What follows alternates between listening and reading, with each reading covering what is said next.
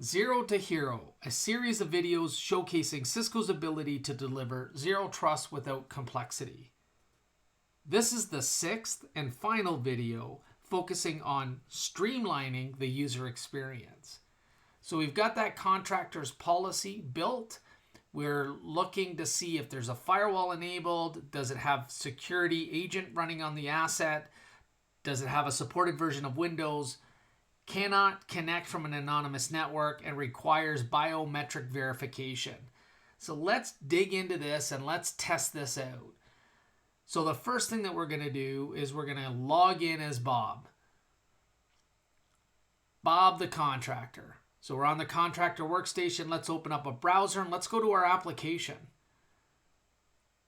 Go ahead and click the application. Now, Bob may have never logged in before, may not have the dual second factor, not have a device, it's not registered. We're going to go through that process with Bob here. We're going to go ahead and log in, and now we get to start setup. Mobile phone, tablet, landline, security key, or touch ID. We're going to stick with mobile phone. We're going to enter the phone number here. Once we do that, it'll ask us to verify, and then we'll hit continue. And we can call me or text me. We're going to do a text. Verification code comes in. Let's grab that code and enter it.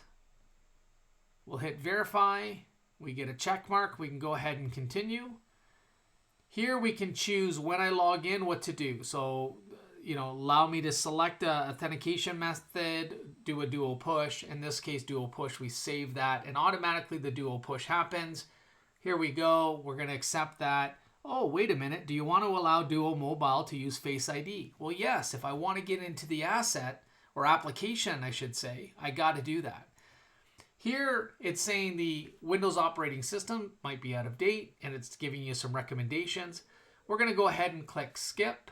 And there we go. We're in the application.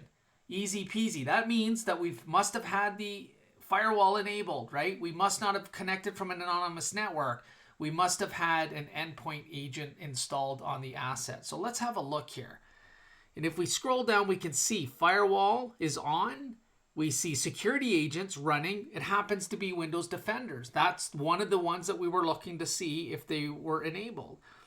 So here we go. Very easily, we've got contractor as a trusted asset connecting to the application.